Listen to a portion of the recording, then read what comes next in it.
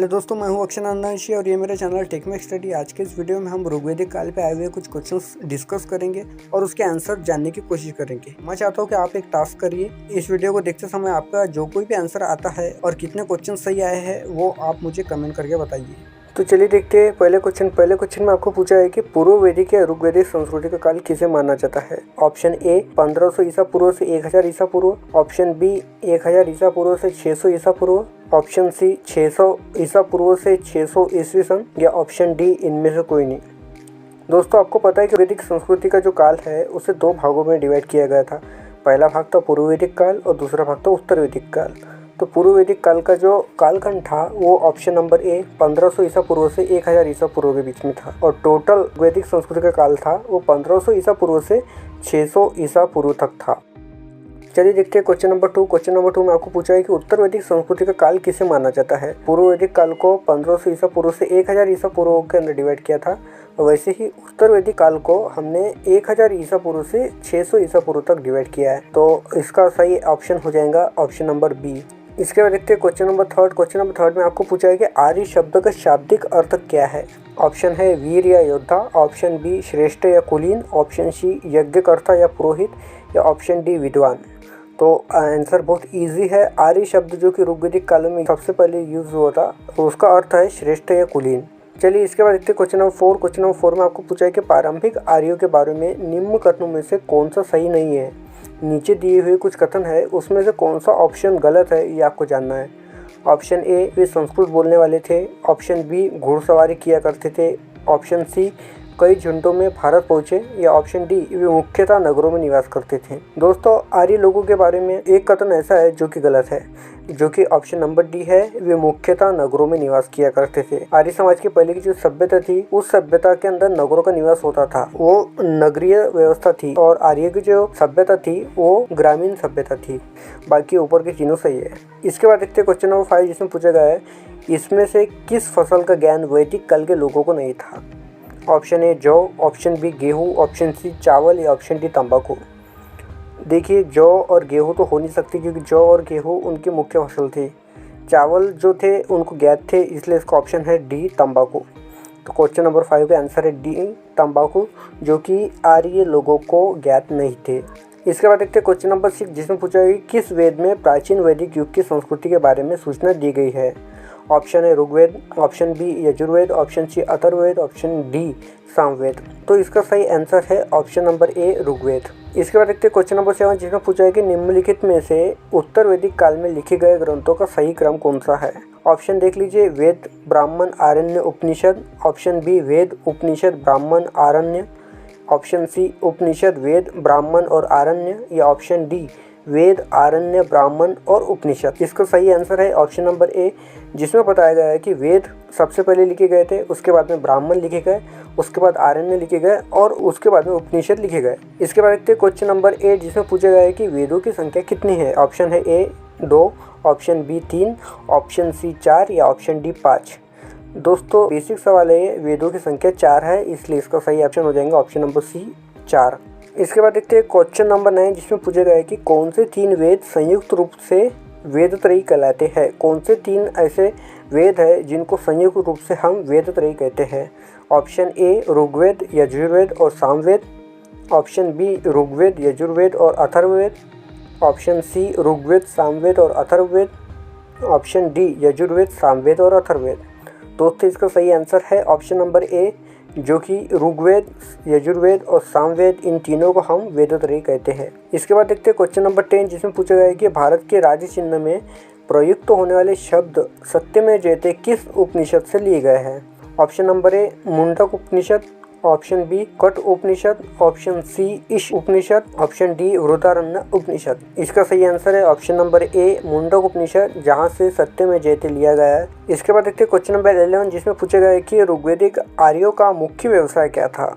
Option देख लीजिए, ए कृषि, बी पशुपालन, सी शिक्षा या डी व्यवसाय। दोस्तों आर्य लोग पशुपालन ज्यादा करते थे और उनके लिए गाय जो है अगन्य कहलाती थी। अगन्य मतलब न मारे जाने वाला पशु। इसलिए क्वेश्चन नंबर 11 का सही आंसर है बी पशुपालन, जो कि ऋग्वैदिक आर्यों का मुख्य व्यवसाय था। क्वेश्चन नंबर 12 जिसमें पूछा गया है कि भारतीय संगीत का आदि ग्रंथ कहा जाता है, जिसमें से हमने सभी भजन और गान लिए गए हैं। तो ऑप्शन है ए ऋग्वेद, ऑप्शन बी उपनिषद, ऑप्शन सी यजुर्वेद या option D Samaveda. Option D जो है सामवेद ये सही आंसर है, जिसे भारतीय संगीत का आदि ग्रंथ कहा जाता है, जहाँ से सभी गानों की रचनाएं की गई है। क्वेश्चन नंबर 13 लिखते हैं कि ऋग्वेद में संपत्ति का प्रमुख रूप क्या है। ऑप्शन ए गोधन, ऑप्शन बी भूमि, ऑप्शन सी ए और बी दोनों या ऑप्शन डी इनमें से कोई नहीं। दोस्तों मैंने इसके पहले भी आपको कहा है कि आर्यवैदिक काल के अंदर जो गाय थी उसे अगन्य कहते थे और वो न मारे जाने वाला पशु कहते थे, इसलिए गायों को गोधन कहते थे और वो सबसे बड़ी संपत्ति के रूप में कहलाई जाती थी। इसलिए ऑप्शन नंबर ए जो है ये क्वेश्चन नंबर 13 का सही आंसर है, गोधन, जिसको ऋग्वेद में संपत्ति का मुख्य रूप कहा जाता था।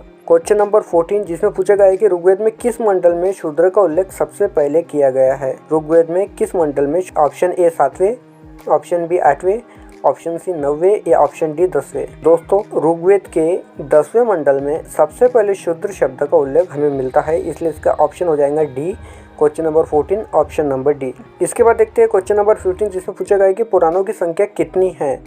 Option number A 18, option number B 19, option number C 20, option D 21। पुराणों की संख्या आप सबको पता है और सबसे बेसिक सवाल है, जिसका आंसर है option number A 18। Question number 16 जिसमें पूछा गया है कि वैदिक धर्म का मुख्य लक्षण इनमें से किसकी उपासना थी। ऑप्शन ए प्रकृति की उपासना, ऑप्शन बी पशुपति की, ऑप्शन सी देवी माता की या ऑप्शन डी त्रिमूर्ति की। वैदिक धर्म का मुख्य लक्षण प्रकृति की उपासना करना था, इसलिए ऑप्शन ए जो है ये क्वेश्चन नंबर 16 का सही आंसर हो गया। क्वेश्चन नंबर 17 किस देवता के लिए ऋग्वेद में पुरंदर शब्द का प्रयोग हुआ है। ऑप्शन है ए Indra, option B Agni, option C Varun या ऑप्शन डी सोम। दोस्तों ऋग्वैदिक काल में इंद्र को सबसे वर्चस्व वाले देवता माना जाता था। सब लोग इंद्र की पूजा करते थे और उसे पुरंदर कह के पुकारते थे, इसलिए क्वेश्चन नंबर 17 का आंसर हो जाएगा ए इंद्र, जिसे हम पुरंदर कहते थे ऋग्वैदिक काल में। क्वेश्चन नंबर 18 जिसमें पूछा गया है कि शुल्ब सूत्र किस विषय से संबंधित पुस्तक है। ऑप्शन ए ज्यामिति, ऑप्शन बी ज्योतिष, ऑप्शन सी गणित या ऑप्शन डी खगोल। तो शुल्ब सूत्र जो है वो ज्योमिति से संबंधित पुस्तक है, इसलिए क्वेश्चन नंबर 18 का आंसर हो जाएगा ए ज्योमिति।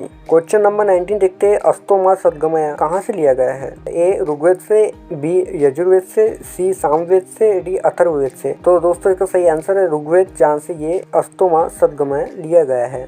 क्वेश्चन नंबर 20 जिसमें पूछा गया है कि आर्य भारत में बाहर से आए और सर्वोत्तम बसे थे, किस स्थान पे आर्य सबसे पहले बसे थे, ये पूछा गया क्वेश्चन में, जिसके ऑप्शन है समातट में, ऑप्शन बी प्रागज्योतिष में, ऑप्शन सी पंजाब में या ऑप्शन डी पांचाल में। तो इसका सही आंसर है पंजाब में सबसे पहले आर्य लोग आए थे और वहीं पे बसे थे। क्वेश्चन नंबर 20 का ऑप्शन नंबर सी पंजाब में। इसके बाद देखते हैं क्वेश्चन नंबर 21 जिसमें हमें दो सूची दी है। पहली सूची में वेद दिए है और दूसरी सूची में यज्ञकर्ता है, तो हमें मैच करना है कि वेद और यज्ञकर्ता कौन है। वेदों की सूची देख लेते हैं। ए नंबर का ऑप्शन है ऋग्वेद, बी है यजुर्वेद, सी है सामवेद या डी है अथर्ववेद। और सूची नंबर 2 में यज्ञकर्ता है। 1 नंबर पे होत्रु, 2 नंबर पे अथर्वव्यू, 3 नंबर पे उद्गाता या 4 नंबर पे ब्रह्मा। दोस्तों ऋग्वेद का जो वाचन करता था उसे हम होत्रु कहते थे, यजुर्वेद के वाचनकर्ता को अथर्व कहते थे, सामवेद के वाचनकर्ता को उद्गाता और अथर्ववेद के वाचनकर्ता को ब्रह्मा कहते थे। इसलिए इसकी जो पेयरिंग है वो बहुत इजी है। ए का आंसर है 1, बी का है 2, सी का है 3 और डी का है 4, जो कि हमें मिलता है ऑप्शन नंबर ए में। इसके बाद देखते हैं क्वेश्चन नंबर 22 जिसमें पूछा है कि वेदों को अपौरुषेय क्यों कहा गया है। ऑप्शन ए क्योंकि वेदों की रचना देवता द्वारा की गई है, ऑप्शन बी क्योंकि वेदों की रचना पुरुषों द्वारा की गई है, ऑप्शन सी क्योंकि वेदों की रचना ऋषियों द्वारा की गई है या ऑप्शन डी इनमें से कोई नहीं। तो इसका सही आंसर है ए क्योंकि वेदों की रचना देवताओं द्वारा की गई है, इसलिए वेदों को हम अपौरुषेय कहते हैं। क्वेश्चन नंबर 23 जिसमें पूछा गया है कि गायत्री मंत्र किस पुस्तक से मिलता है। Option A Rigveda, option B Yajurveda, option C Upanishad या ऑप्शन डी भगवद गीता। तो इसका सही आंसर है ऑप्शन नंबर ए ऋग्वेद, जहाँ से गायत्री मंत्र लिया गया है। क्वेश्चन नंबर 24 जिसमें पूछा गया है कि प्राचीन भारत में निष्क से जाने जाते थे। ए स्वर्ण आभूषण, बी गाय, सी तांबे के सिक्के या डी चांदी के सिक्के। तो निष्क जो है वो स्वर्ण आभूषण को कहते थे प्राचीन भारत में। निष्क मतलब स्वर्ण आभूषण। गाय को अघन्य कहते थे, याद रखिएगा। क्वेश्चन नंबर 25 जिसमें पूछा गया है कि योग दर्शन के प्रतिपादक है। ए पतंजलि, बी गौतम, सी जैमिनी या डी शंकराचार्य। दोस्तों ये बहुत इंपॉर्टेंट क्वेश्चन है और बहुत से एग्जाम में पूछे जाता है। इसका सही आंसर है पतंजलि, जो योग दर्शन के प्रतिपादक थे। क्वेश्चन नंबर 26, इसमें पूछा गया है कि उपनिषद पुस्तकें है ए धर्म पर, बी योग पर, सी विधि पर या डी दर्शन पर। तो इसका सही आंसर है दर्शन पर। ऑप्शन नंबर डी, उपनिषद पुस्तकें दर्शन पर आधारित है। क्वेश्चन नंबर 27, जिसमें पूछा गया है कि धर्मशास्त्रों में भू राजस्व की दर क्या है। Option A 1/3, option B 1/4, option C 1/6 या ऑप्शन डी 1/8। इसका सही आंसर है 1/6, जो कि धर्मशास्त्रों में भू राजस्व की दर है। क्वेश्चन नंबर 28 में पूछा गया है कि 800 ईसा पूर्व से 600 ईसा पूर्व का काल किस युग से जुड़ा है।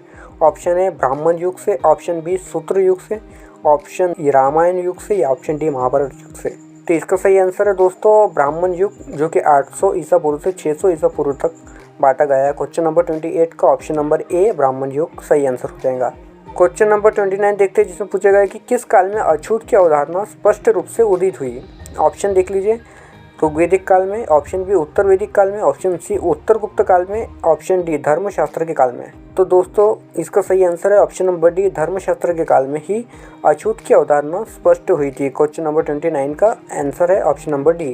क्वेश्चन नंबर 30 देखते हैं, जिसमें पूछा गया है कि आरंभिक वैदिक साहित्य में सर्वाधिक वर्णित नदी कौन सी है। वैदिक साहित्य में सबसे ज़्यादा किस नदी का उल्लेख हमें सामने आकर दिखता है। ऑप्शन देख लीजिए, A Sindhu, option B Satudri, option C Saraswati या ऑप्शन डी गंगा। दोस्तों इसका सही आंसर है ऑप्शन नंबर ए सिंधु। इसके बाद का क्वेश्चन देखते हैं, क्वेश्चन नंबर 31, जिसमें पूछा गया कि भारत के किस स्थल की खुदाई से लौह धातु के प्रचलन के प्राचीनतम प्रमाण मिले हैं। ए तक्षशिला से, बी अतरंजी खेड़ा से, सी कौशाम्बी से या हस्तिनापुर से। तो इसका सही आंसर है option number B Atranji Kheda से। इसके बाद देखते हैं क्वेश्चन नंबर 32, जिसमें पूछा गया निम्नलिखित में से किसका संकलन ऋग्वेद पर आधारित है। Option A Yajurveda, option B Samaveda, option C Atharvaveda या ऑप्शन डी इनमें से कोई नहीं। तो इसका सही आंसर है option number B Samaveda. Samaveda जो है वो ऋग्वेद पर आधारित है और ऋग्वेद के जो मंत्र है उसको गायन में तब्दील करने के लिए सामवेद की रचना हुई थी। इसके बाद देखते हैं क्वेश्चन नंबर 33, जिसमें पूछा गया कि किस वेद में जादुई माया और वशीकरण का वर्णन है। Option A Rigveda, option B Yajurveda, option C Samaveda या ऑप्शन बी अथर्ववेद। दोस्तों इसका सही आंसर है अथर्ववेद, जिसके अंदर तंत्र मंत्र की विद्याएं और वशीकरण और जादुई चीजों का उल्लेख है और उसका वर्णन है। इसलिए क्वेश्चन नंबर 33 का आंसर हो जाएंगे डी अथर्ववेद। क्वेश्चन नंबर 34, जिसमें पूछा गया है कि आर्य भारत में संभवतः आए थे। ए यूरोप से, बी मध्य एशिया से, सी पूर्व एशिया से या डी अन्य क्षेत्रों से। उसका सही आंसर है मध्य एशिया से आर्यों का आगमन भारत में हुआ था। 35 नंबर का क्वेश्चन देखते हैं, गोत्र व्यवस्था प्रचलन में कब आई। ऑप्शन ए ऋग्वैदिक काल में, ऑप्शन बी उत्तर वैदिक काल में, ऑप्शन सी महाकाव्य काल में या ऑप्शन सी सूत्र काल में। दोस्तों ऋग्वैदिक काल को हम दो भागों में विभाजित करते हैं, पूर्व वैदिक काल और उत्तर वैदिक काल में। पूर्व वैदिक काल के अंदर वर्णों के हिसाब से लोगों को विभाजन हो चुका था, पर इतना भेदभाव उस दौर में नहीं था। उसके बाद में जो उत्तर वैदिक काल है वहाँ पर गोत्र का बहुत ज्यादा प्रचलन और उनके हिसाब से उनका विभाजन सामने आया, इसलिए गोत्र व्यवस्था प्रचलन में उत्तर वैदिक काल में आई। ऋग्वैदिक काल के अंदर भले वो उपयोग में थी पर इतना प्रचलन नहीं। इसके बाद देखते क्वेश्चन नंबर 36, जिसमें पूछा है कि वैदिक युग में यौ किसे कहा जाता है। ऑप्शन ए गेहूं, ऑप्शन बी जौ, ऑप्शन सी चावल या ऑप्शन डी इनमें से कोई नहीं। तो इसका सही आंसर है जौ, जिसे यौ कहते हैं। क्वेश्चन नंबर 37, जिसमें पूछा गया कि प्राचीनतम व्याकरण अष्टाध्यायी के रचनाकर्ता कौन है।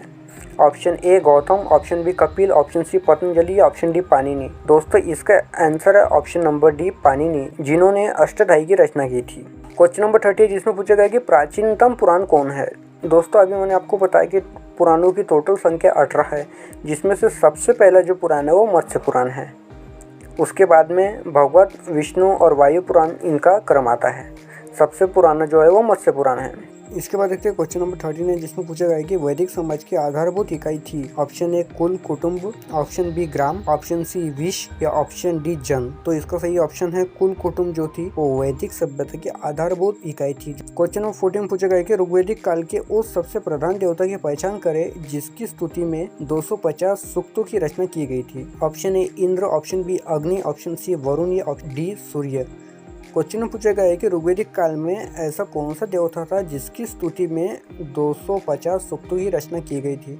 दोस्तों मैंने आपको बताया कि इंद्र जो थे वो ऋग्वेदिक काल में सबसे ज़्यादा पूजनीय देवता थे, इसलिए उसका सही आंसर हो जाएगा ऑप्शन नंबर ए इंद्र, जिसकी स्तुति के अंदर 250 सूक्तों की रचना की गई थी ऋग्वेदिक काल के अंदर। इसके बाद देखते हैं क्वेश्चन नंबर 41, जिसमें पूछा गया कि उत्तर वैदिक काल में किस देवता की सर्वोच्च स्थान प्राप्त था। जैसे कि ऋग्वेदिक काल के 2 भाग होते हैं, पूर्व वैदिक काल और उत्तर वैदिक काल। उत्तर वैदिक काल में जो देवता सर्वोच्च स्थान पर प्राप्त था उसका सही आंसर है डी रुद्र। बाकी का ऑप्शन थे प्रजापति ए, इंद्र बी या विष्णु सी।